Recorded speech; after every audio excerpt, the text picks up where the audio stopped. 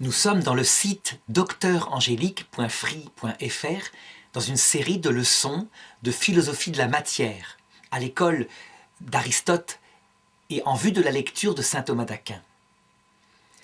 Et je voudrais aborder dans cette leçon, une insert qui n'est plus tellement, de l'ordre de la physique, mais qui est plutôt de l'ordre de la philosophie du vivant. Tout cela afin de manifester quelque chose de particulier, de radicalement nouveau qui s'est produit avec l'apparition de la vie biologique. Cependant, si j'en parle tout de même dans ce cours de physique, c'est parce que, on le constate, la vie biologique est apparue à partir d'éléments non vivants qu'on trouve entièrement dans le monde physique, à savoir des atomes, des molécules. Cependant, et c'est ce que je voudrais manifester, tous les niveaux d'organisation du monde tels qu'on les constate, ils sont issus de propriétés du monde non vivant. Ils en descendent naturellement. Par exemple, la forme des galaxies, qui sont comme un cercle, un disque, autour d'un trou noir central, s'explique tout simplement par une des forces fondamentales de l'univers non vivant, à savoir la gravitation. Tout le problème par rapport à l'apparition du premier vivant biologique, comme par exemple une bactérie qui apparaîtrait sur Terre il y a environ 4,5 milliards d'années, c'est qu'elle forme une structure, un ordre, qui est, me semble-t-il, radicalement nouveau au point que le monde non vivant ne peut pas le produire seul. Alors évidemment, je sais que la science moderne s'efforce par des théories comme celle de la soupe primitive.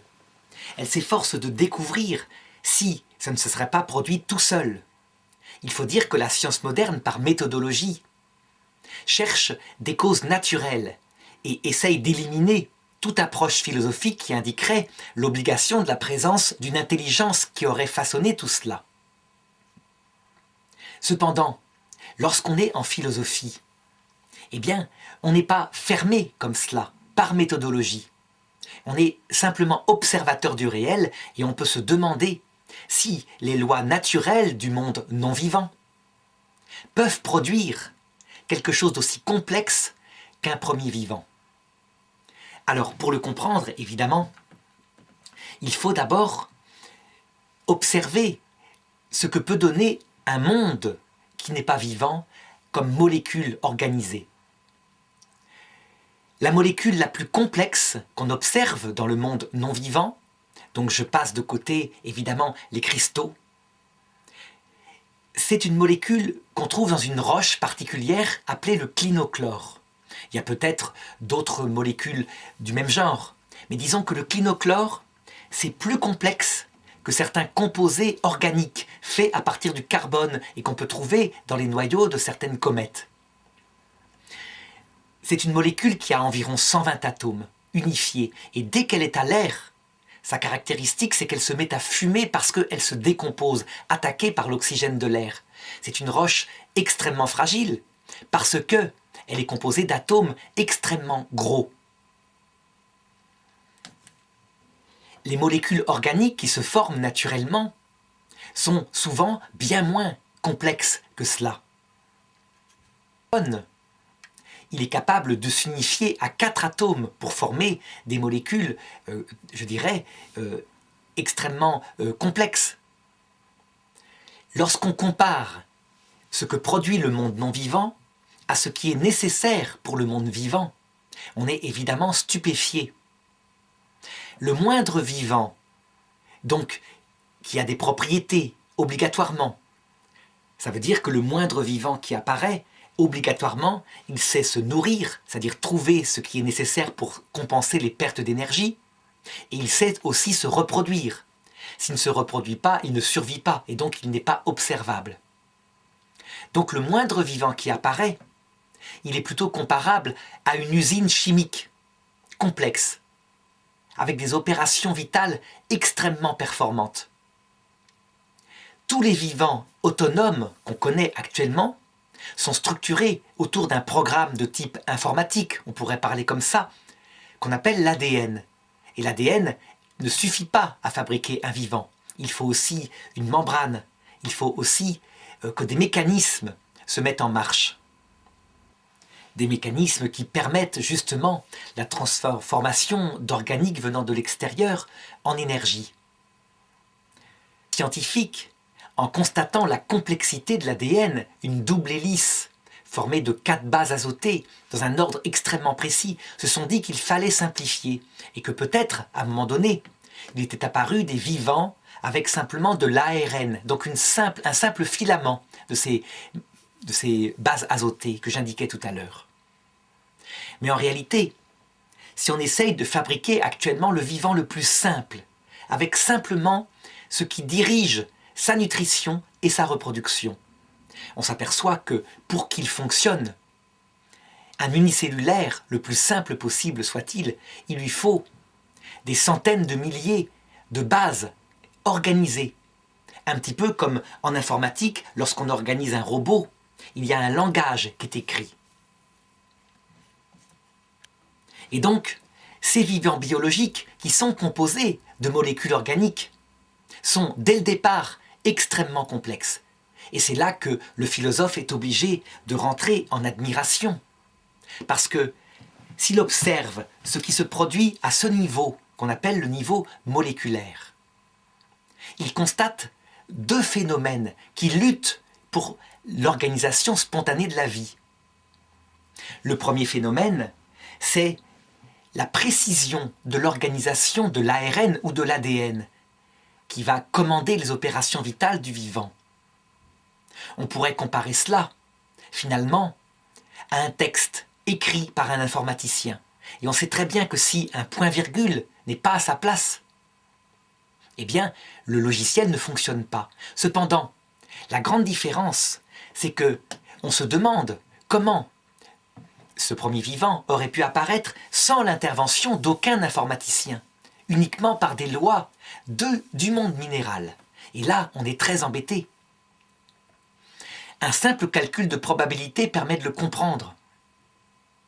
Comment est-ce que par hasard, dans des mares par centaines de milliards, et disons pendant des centaines de milliards d'années, pourrait apparaître un organisme qui, si on calcule le taux de probabilité pour qu'il apparaisse, eh bien c'est la même chose que si des milliards de singes dactylographes, tapant à la machine n'importe quoi, faisaient apparaître au bout de 100 milliards d'années, par hasard, les œuvres complètes de Victor Hugo. C'est à ce niveau de probabilité. On sait que les calculs de probabilité ne peuvent pas, lorsqu'on cherche par exemple l'expérience suivante, faire apparaître une simple page de texte de 3000 caractères, donc avec les espaces entre les mots. Une simple page de texte voulant dire ce qu'on veut dans n'importe quelle langue du monde. Donc, lorsqu'on fait des calculs de probabilité pour savoir si, en tirant au hasard des lettres, un logiciel pourrait produire une simple page de texte, on obtient un chiffre considérable. Il y a une chance sur 64, c'est-à-dire à peu près le nombre de caractères qu'il y a sur un ordinateur, en comptant 1, 2, 3, les points-virgules, à la puissance 3000. Ça dépasse, avait indiqué un statisticien, ça dépasse les possibilités même de la réalité. C'est-à-dire qu'à un moment donné, lorsque les probabilités sont trop gigantesques, on sort du réel. Et pour le comprendre, il suffit de se rendre compte ce que c'est qu'un chiffre avec 3000 zéros. Une chance sur 64 puissance 3000. L'univers tout entier. Si on calcule comme ça grossièrement le nombre d'atomes d'hydrogène qu'il contient, eh bien, on tombe sur un chiffre qui a 200 zéros au maximum en doublant les choses. Donc 10 puissance 200. Alors, pour faire une analogie maintenant, on pourrait dire que l'apparition d'un premier vivant à partir de molécules organiques simples est finalement tout aussi complexe que si pendant des milliards d'années, en lançant en l'air les pièces d'un puzzle de 1000 pièces, on espérait qu'un jour elles tombent par hasard et que le puzzle est fait. C'est un petit peu pareil, sauf que en cherchant encore plus, on s'aperçoit qu'il y a un deuxième niveau d'impossibilité pour que ce monde non vivant ait pu donner un vivant. En effet, un ADN ou un ARN, actuellement, on n'a pas d'autre possibilité de le fabriquer que par la duplication d'un autre ADN, d'un autre ARN. Je veux dire par là que si on mélange ensemble, dans des pots, des bases azotées, adenine, guanine, cytosine, thymine, avec toutes les conditions possibles et inimaginables, et on essaye depuis 60 ans, suite à un scientifique appelé Stanley Miller, qui découvrit qu'effectivement, certaines de ces bases apparaissaient spontanément dans un mélange, dans certaines conditions. Et donc, si on essaye de les faire se rencontrer, afin qu'elles se structurent pour former, même dans n'importe quel ordre, un filament d'ARN ou une double hélice d'ADN, eh bien, on constate que ça n'a aucune propension à le faire. Je veux dire par là que, finalement, l'apparition de la vie pose un deuxième problème qu'on pourrait comparer à ceci. Imaginons que, sur une planète, on trouve des cailloux magnifiques, partout posés, et ça, on en trouve des cailloux. Et que, en conséquence, puisque des cailloux apparaissent spontanément, on en déduise que la cathédrale Notre-Dame de Paris peut apparaître toute seule. Eh bien, ce serait exactement le même raisonnement que celui qui est fait par certains scientifiques qui disent, puisque spontanément apparaissent de l'adenine, de la guanine, donc des bases azotées qui composent l'ADN, c'est donc que l'ADN apparaît spontanément. On en est bien loin. L'expérience montre qu'en réalité, dès que une molécule trop complexe se structure à partir du monde non vivant, les forces entières de ce monde non vivant tendent à la décomposer. Parce que l'état naturel du monde non vivant, c'est un état composé de molécules qui ne sont pas trop grosses, comme je l'indiquais au début. Alors qu'il est contre nature à ce monde non vivant de produire des molécules extrêmement longues, extrêmement complexes et extrêmement fragiles. Alors, s'il est contre nature de les produire, une fois que ces molécules sont produites, par contre, il n'est pas contre nature qu'elles existent. Certes, il y a le poids de la mort qui fait que tous les vivants, à un moment donné ou à un autre, ils disparaissent. Mais la vie, une fois qu'elle existe, qu'elle est structurée et qu'elle a ses conditions normales où elle peut exister, eh bien, elle est relativement solide. Donc, toute la question qui se pose aux philosophes, puisqu'ils constatent cette radicale différence entre l'ordre non-vivant et l'ordre vivant, c'est de se demander qu'est-ce qui explique l'unité des vivants? Est-ce que c'est, comme on l'avait dit précédemment, la physis, ça veut dire ce principe cette cause efficiente qui permet d'expliquer les phénomènes dans le monde minéral? Eh bien, je dirais que en philosophie, en observant cet ordre radicalement nouveau, spécifique, qui apparaît avec l'organisation de la vie biologique, le philosophe est contraint de poser un principe qui n'est plus seulement la physis, mais une énergie vitale, quelque chose de plus fort, quelque chose qui permet, on pourrait le dire, à la cathédrale de molécules qu'est l'ADN, qui est aussi la bactérie, et puis sans parler des animaux supérieurs, de ne pas se décomposer tout de suite. Pour le comprendre, on peut faire une comparaison. Si je reprends l'exemple de ma cathédrale tout à l'heure et des cailloux qui seraient sur Terre, eh bien les cailloux, leur unité s'explique par la physis, cette cause efficiente de l'unité des corps physiques. Et si je trouvais sur la planète Mars une cathédrale comme celle de Notre-Dame, avec ses arcades, avec ses sculptures, avec sa dentelle de pierre, avec ses vitraux, si je la trouvais, je dirais avec certitude que le principe d'unité, la cause qu'explique cette cathédrale, n'est pas la physis, mais qu'il y a un principe supérieur. En l'occurrence, pour le coup, on poserait deux choses. D'abord, certainement, un projet d'un artiste qui a fabriqué cette cathédrale, mais on poserait aussi une cause immanente, à savoir du ciment qui unifie ces pierres, selon un calcul mathématique nouveau. Et le ciment, c'est quelque chose qui n'est pas produit par les cailloux tels qu'ils existaient au départ. C'est une force supérieure. Mais ce ciment n'est pas tout puissant. Ce ciment, il a fallu qu'on calcule les forces pour que, par exemple, les arcades, les ogives, soient bien pensées. Sinon, la cathédrale s'écroulerait. Eh bien, cette analogie permet de comprendre un petit peu comment le philosophe regarde l'apparition des premiers vivants. Je dirais qu'on peut poser aussi deux causes.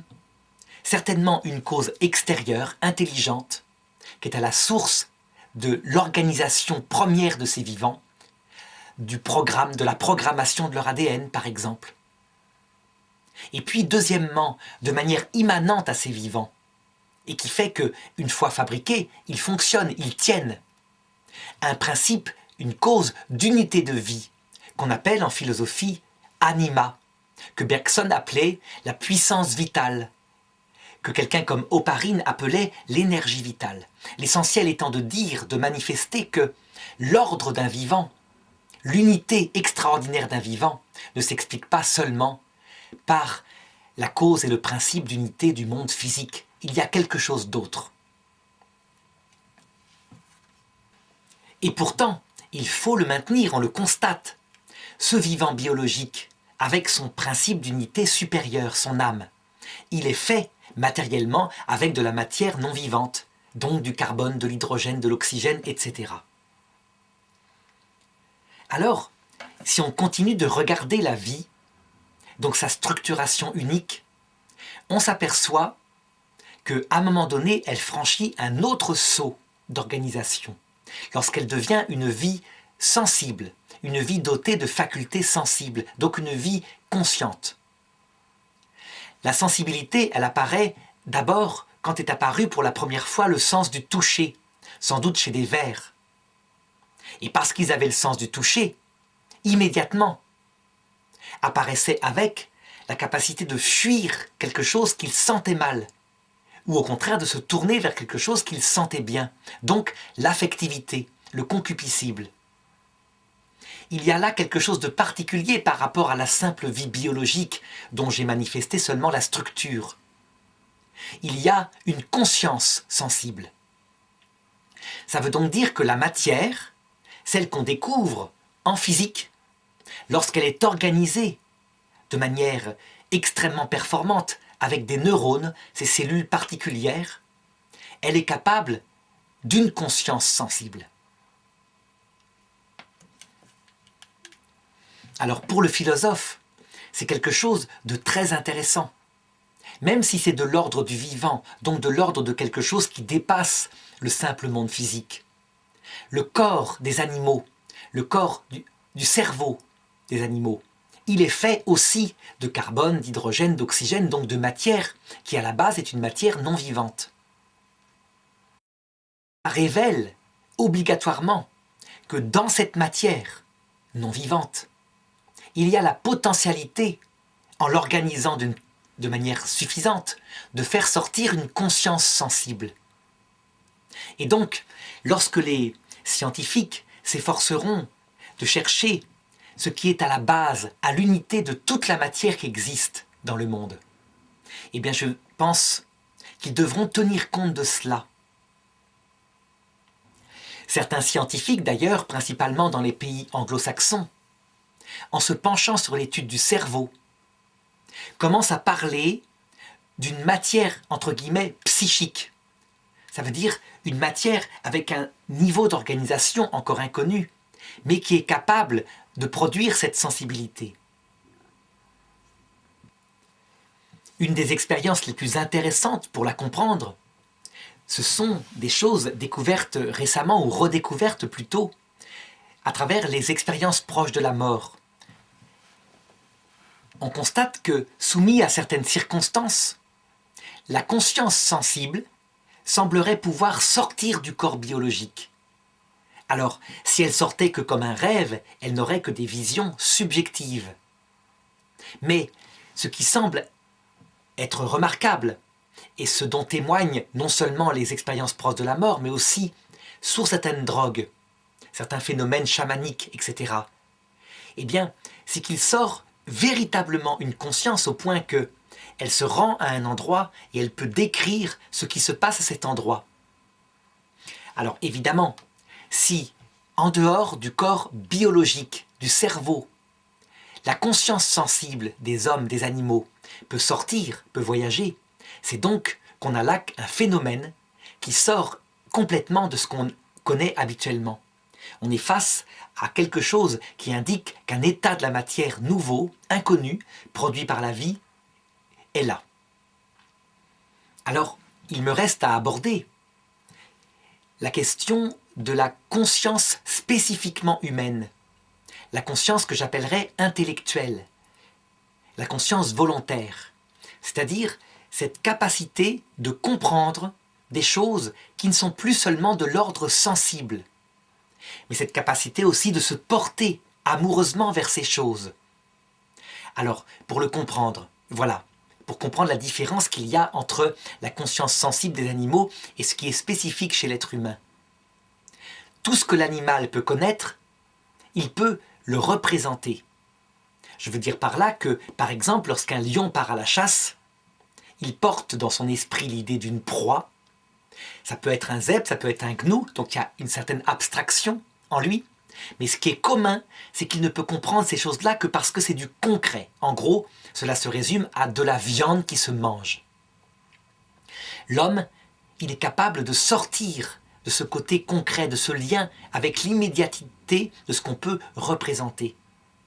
Par exemple, lorsqu'on demande à un homme de réfléchir à la notion d'éternité, il est certain qu'il va se servir de son imagination qu'il a en commun avec les animaux, et donc se l'imaginer comme un temps, auquel on ajoute un temps, puis on ajoute un temps, et donc sans arrêt comme cela.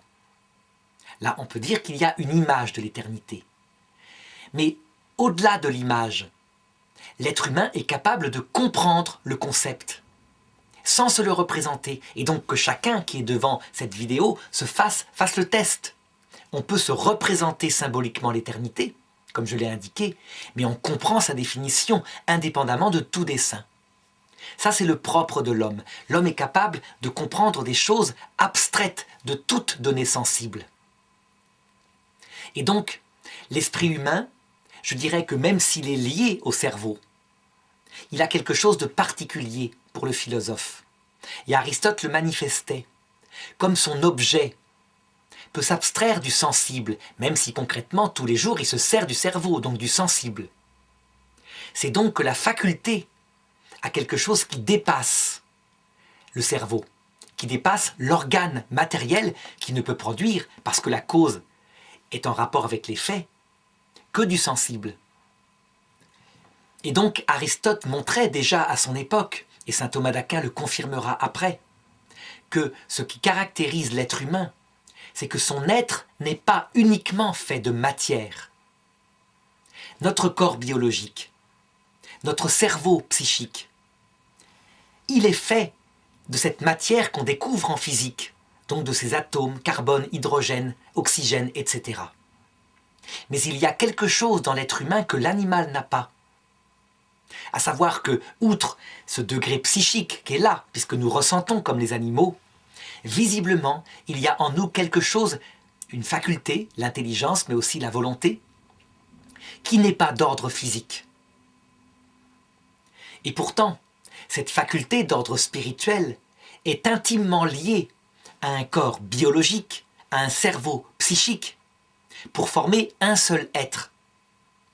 Et c'est pourquoi, lorsqu'on considère l'être humain, sa structure biologique, mais aussi son esprit, on est obligé de poser aussi une âme, une cause immanente de l'unité de l'être humain. Mais cette âme-là, puisqu'elle produit un effet qui n'est pas que physique, n'est pas qu'une âme physique. Elle est visiblement un principe d'unité d'une autre nature, d'une nature spirituelle, et donc n'étant pas composée de matière, elle survit certainement à la mort du corps biologique. Pour ce qui est des animaux, leur âme est une âme animale.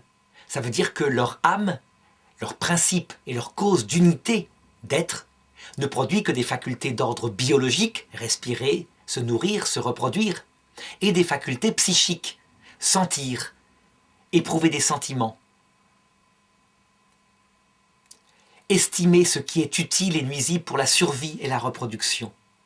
Et donc, en conséquence, l'âme animale, on peut dire qu'elle est d'ordre matériel, parce qu'elle ne produit rien de purement spirituel, mais elle produit du psychisme. Et donc, certainement, pourra dire le philosophe, que s'il existe une matière psychique encore inconnue, elle est de cette nature-là. C'est une âme psychique. Alors je n'irai pas plus loin dans cette leçon qui visait juste à montrer cette caractéristique unique qu'est la vie. Cette caractéristique qui dépasse largement le monde de la physique pour bien faire comprendre qu'on est loin encore d'avoir percé tous les secrets de la réalité. Et que, je dirais, je ne suis pas sûr qu'un jour on les percera entièrement. Ce qui est certain, c'est qu'il appartient aux philosophes de toujours chercher et de toujours rester en admiration devant cette réalité si complexe qui est devant nous.